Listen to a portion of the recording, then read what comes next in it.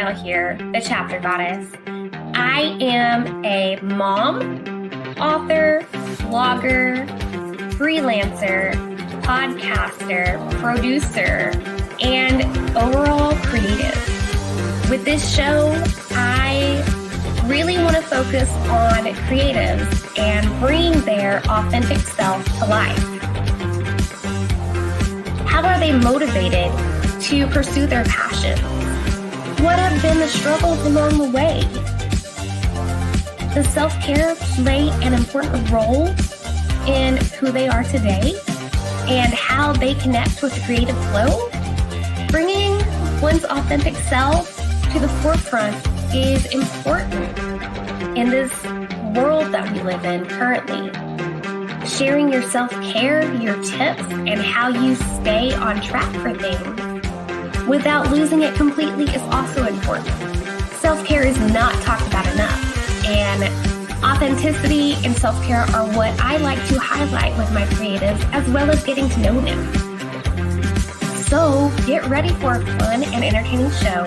Hit the like button, subscribe if you haven't already, and let's get ready to meet this episode's guest. Hey guys! Thank you for joining me for another show today. We are going to have a great chat with another fantastic author that I've got on the show for you guys. And just a heads up, my cat has invaded, and you will probably either see him or hear him at some point as he's chatting away. There he goes. That was totally not planned. So yeah, he's going to be invading. I might just be like ushering him off. But I have a fun author for you guys to meet. And before I pull her in, hit that like button, subscribe, and drop questions in the comments if you have them. But without further ado, here she is. Hey, Katie. Hi. Thank you so much for having me. I'm so excited to be here. Yes. Also, I love your cat. Yes, thank you. And we were chatting before the show about our crazy animals. So if anybody, if any of hers pop up, I'm sure our cats will have a great conversation. So, but Katie, go ahead and tell our listeners and viewers a little bit about who you are and your amazing books that you've got available. Cool. So yeah, as you've said, my name's Katie. I am a horror author based in the UK. You may already be able to tell that just from my voice. Yeah, I have a lovely little day job working for our lovely National Health Service here, but in my spare time, I write stories that are kind of scary, I say, in like a weird way. I try and write socially conscious horror, horror that addresses sort of societal issues. I mean, I'm no Get Out or Us, but I try and do stuff in a similar vein. Nowhere near that level yet, though. Nice. And you guys, today we are going to be talking about her book, A Man in Winter. So here's a brief look at it, and I forgot to drop that off so you can read it better. But yeah, take a look at this amazing book with this gorgeous cover, and it definitely screams suspense right out the bat with all the fog and everything. So Katie, go ahead and give us a little bit of what happens in this story. Cool. So A Man in Winter tells the story of Arthur, who is a very elderly gentleman who has recently lost, well, I say recently, 2 years prior to the start of the story, his wife Molly was actually killed in a home invasion. Arthur was not there when it happened. He was in hospital getting his hip replaced, and he very much blames himself for what happened to Molly. And the story kicks off. He's recently had a diagnosis of dementia, Lewy body's dementia, to be super specific. Yeah. And he's being moved into an assisted living village, supported by his family, his daughter Sophie in particular. And the day he moves in, under the stress of moving and all the usual things, he's not been taking his medication as much as he should have been. And the day he moves in, suddenly he sees Molly again. She turns up in his new home with a message saying that the person they caught who was responsible for the home invasion, didn't work alone. There was more than one of them, and she can't rest until both culprits are found. And the rest of the story is Arthur trying to figure out if this is really happening or if this is just his advancing disease, Hmm. and also trying to basically solve the mystery of what really happened to Molly before his disease advances to the point where he loses his liberty. And there goes the first item off the desk, guys. So it's kind of, yeah, just it has a kind of a supernatural bit to it then with him seeing her ghost. It does. It's I try and keep it, I say try, and keep it so that you don't really know for sure whether or not it's a supernatural story or if it's a psychological story.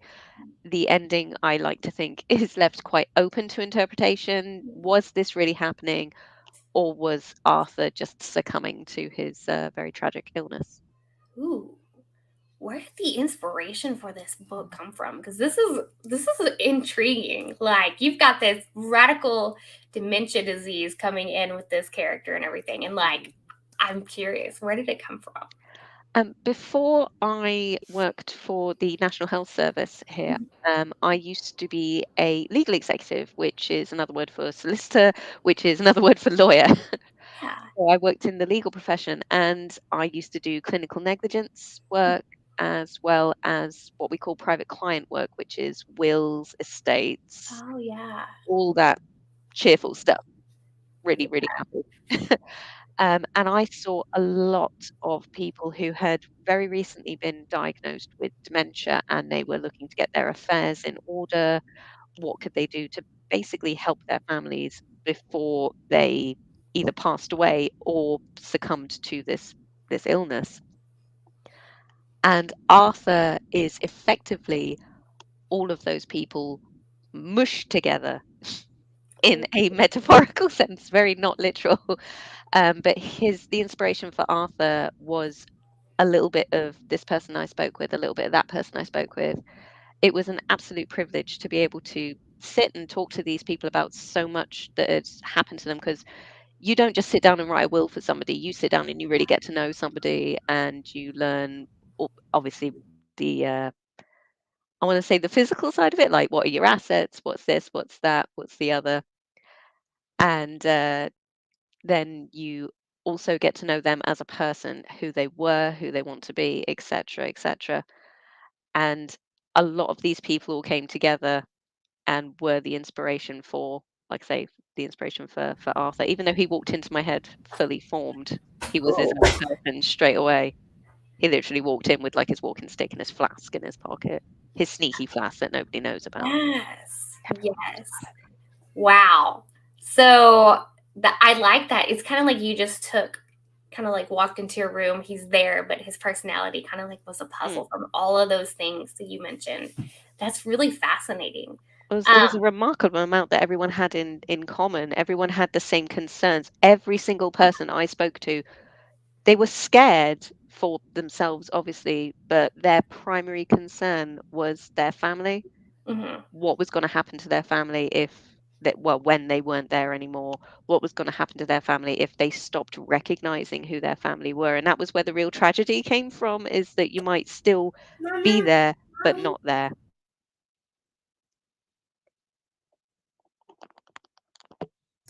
Sorry, this is No worries. part of parenthood. So he's asking for his snack. Although I did tell him to get one before we started. It just, Oh, but at least he took the cat. he did. So, He did. I'm sad. he'll probably be back. So because he's getting goldfish. I don't know if he's going to be able to open it or not. But back to your Suspended. story. When you sat down to write this, did you find yourself kind of getting lost emotionally in some of the things he had to work through regarding his wife's death and whatnot? Very much so, very much so. It was very, very easy to effectively, as you say, lose yourself in what was going on with Arthur. Well, I've never been an elderly gentleman suffering from dementia myself, and I've not lost a partner either. It was very easy to sort of take on the emotion of those situations because we've all experienced fear, we've all experienced loss, sadly. And it was Mhm. easy to take those emotions and put them in a different situation.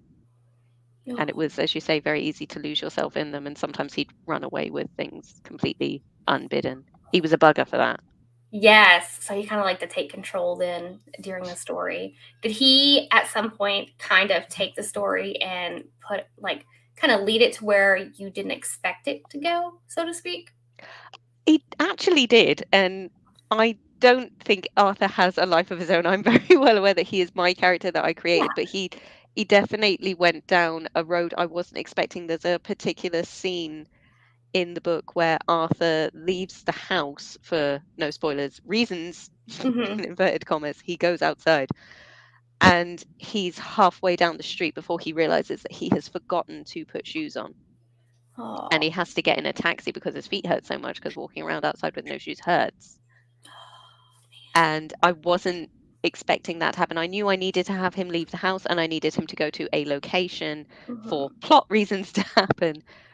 But there was little twists that sort yeah, of happened unbidden. They weren't planned. They sort of popped up. And yeah, Arthur leaving the house without shoes and suddenly having to deal with the fact that not only did he not have the shoes on, so his feet hurt, but how people would react to an old man walking around visibly confused with no shoes on. yeah. So was Which he going to be able to get to where he was going, etc., etc. that is true, and unfortunately, that's kind of a common thing as dementia progresses. So it's really sad because I'm still licensed as a physical therapy assistant, but I worked in the skilled nursing facility area for a long time, and so a lot of it hurts like your heart when you see that Mm. happen. Though, um, with this story, do you think it's kind of inspired another story to come out of it? Will you tie in another story, or do you have another idea that's kind of blooming?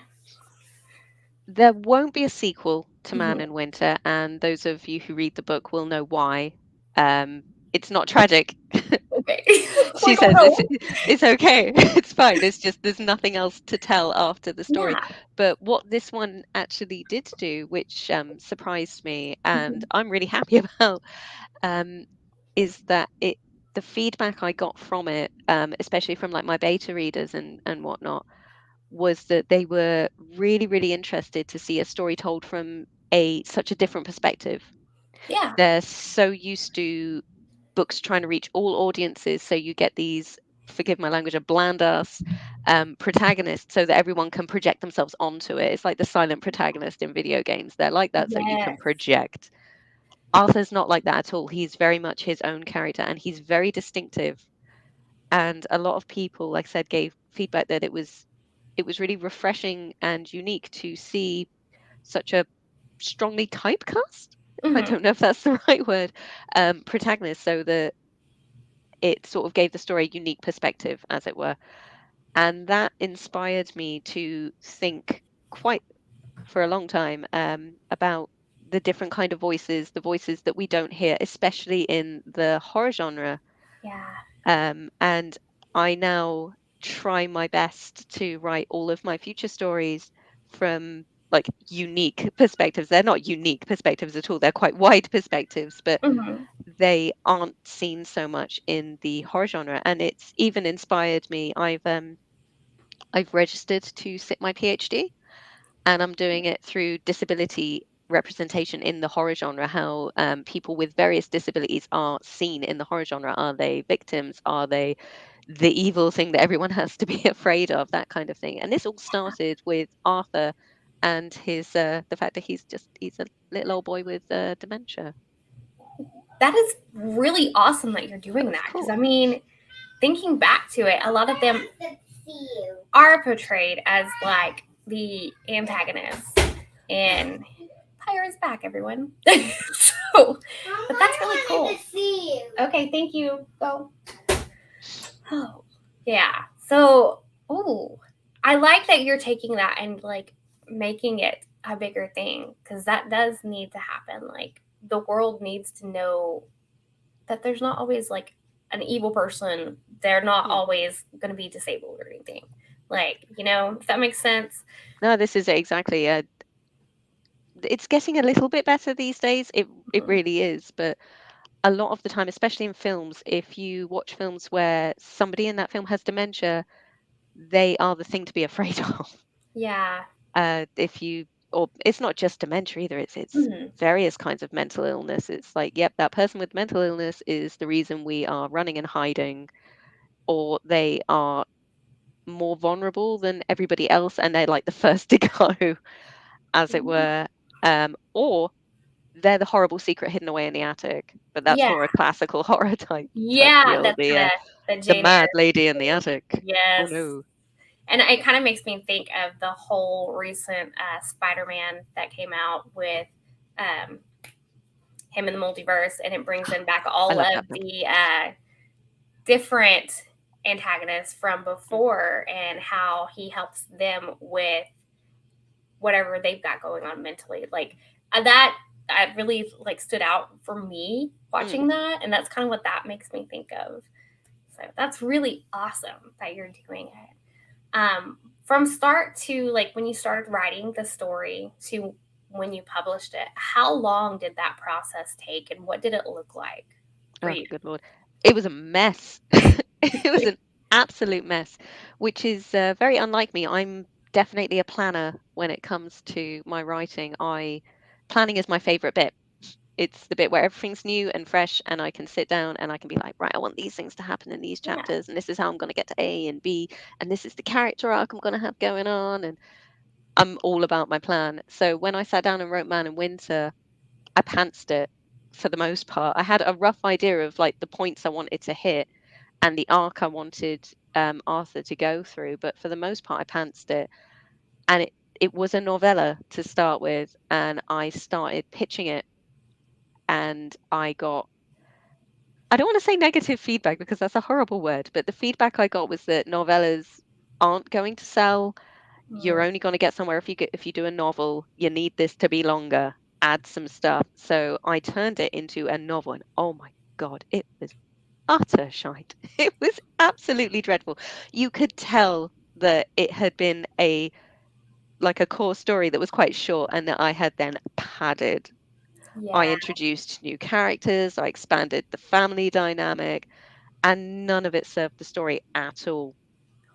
So I ended up saying, you know what, stuff it. I'm trimming it back down to what it should be, just the core story element, so that it's more punchy and it tells like the story I want it to tell. You don't get lost in all this other like subplots and stuff I've got going on. It Yeah. just tells the straight up story.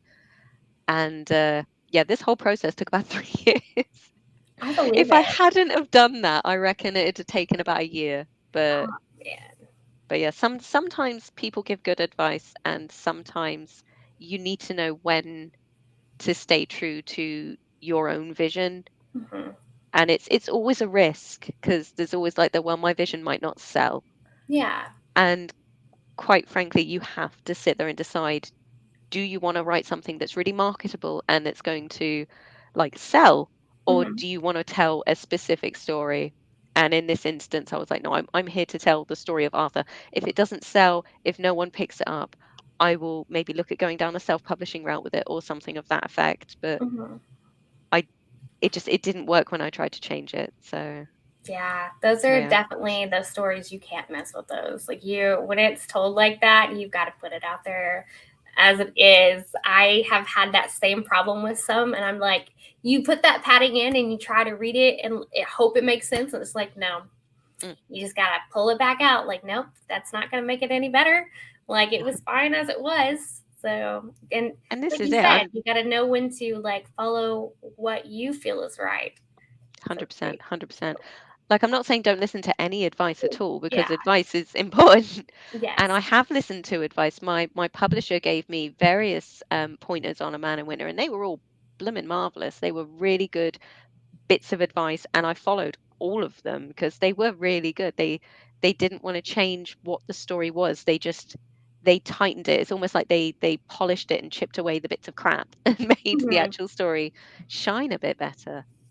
And that was really good. So I definitely am not saying do not listen to advice, but there has to be a point when you're like, what I want and what you're telling me is better. They aren't compatible, and it's a shame, but it's gotta stay as what it is. Yes.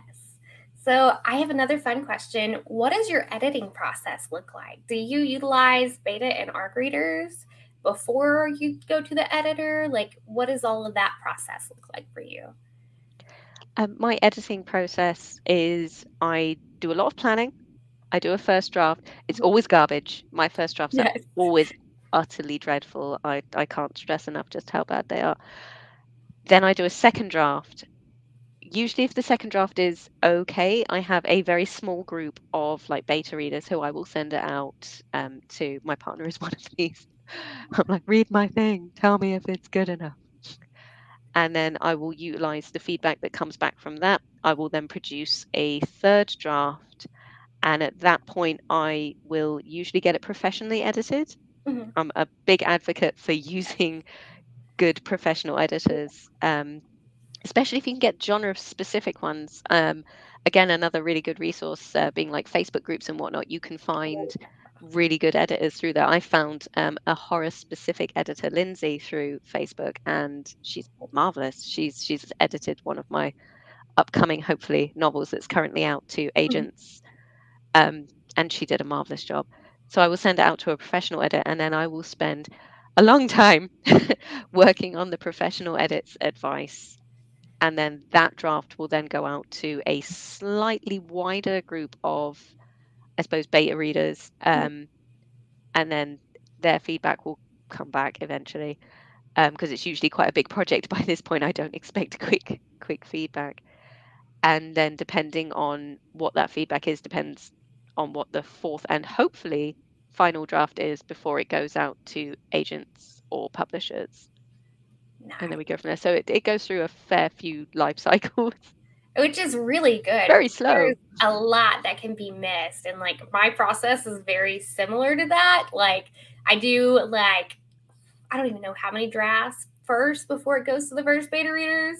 And then I like do more work on it, beta readers again, and then just yeah, just keeps building. I feel like the process has gotten longer for me the more I've Oh, written. I don't good know. lord, yes. I get little Facebook memories popping up, and it's like, oh, 5 years ago, look at this thing you posted. And that thing I posted is, oh, look, A Walk in the Woods is in its second draft. And I'm like, 5 years? What? Yes. What do you Oh mean? man. I do tend to put stuff down as well. Like I will do a draft, Hmm. like I'll do my first draft, and then 9 times out of 10, I will put it down and I will go and work on another project for like 6 months. And Yeah, then I will go back and pick up the original draft. And it's not bad. I need that break because otherwise I can't see where everything's gone horribly, hideously, hopelessly wrong. Yes. And honestly, that break kind of gives you almost fresh eyes when you go back Exactly. and That's read. exactly why I put stuff down for quite as long as I do, so that when you go back and look at it, you've got fresh eyes for it, and you can spot like, why on earth did I have this happen? Why is their motivation changed from chapter to chapter? What did you do? Were you drinking? I mean, it could happen. So, Sometimes, yes. So, occasionally. with the writing and everything you've got going on, what does your self care look like to keep you focused and on track, just in life in general? Cool. In life in general, I'm hyper organized. So I budget my day like every couple of hours. I have block calendars, like you are doing this at this time, this at this time, then this. I budget time every work day to take half an hour walk and get Mhm. away from work, writing, the office, cats, everything. I go outside by myself for half an hour, and I will walk usually with my headphones on. I'll listen to audiobooks or sometimes just very loud music. And that's my daily thing. I do little meditations in the evening when I go to bed to help myself go to sleep. I will do like breathing meditations. Yeah. And then every single Sunday afternoon is mine for video games. Yes. And that's my self care. Walk, Yeah. meditation, super violent video game. I love it. Does that it is it's good to have that, and I like that you've got it on a routine. That's something I always struggle with is getting it like a schedule set for that kind of stuff. So mine's like, but my self-care has changed a lot. Mm, So from when I started, and that's actually kind of why I like to bring that question in with any creative I chat with. I had to learn how to take better care of myself as a mm, person for my mental health, especially after I became a mom. I Ooh, bet. I time goes absolutely out bet. the window when you have a kid. So, but yeah, it's that's amazing that you've got that set. You're like, no, this is my time for me, guys. Peace out. Come It's back where later. I really, really struggle with the flexibility for it because sometimes like work meetings will overrun and I'm like, I should be on my walk now. Immediately my rage level goes up. I'm like, you're eating into my walk time. How dare you? And Yes. I get far, far my poor partner who I share an office with, he's used to sitting there just sort of quietly ignoring me as I become a small ball of rage as like my next meeting overruns or something. Or if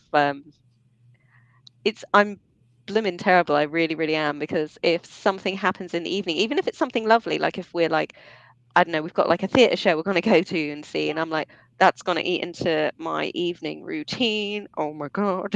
I'm Yeah. very, very protective of my routine. So I have a lot of admiration, particularly for parents who have to be so flexible to work around kiddie winks. And yeah, It's it's something I would really, really struggle with. I hard. Very respect for hard. that. Oh man. Gosh. So with this book out there in the world, what was it like when you finally hit that publish button? That was absolutely amazing. It Yeah. was so very, very cool. Um, I wasn't sure if it would ever actually happen Hmm. because I was very aware that it's very, very niche. A Man in Winter. It's a very particular kind of horror. It has, as I said earlier, a very particular protagonist, and I wasn't sure if it would be a risk that a publisher would be willing to take with it.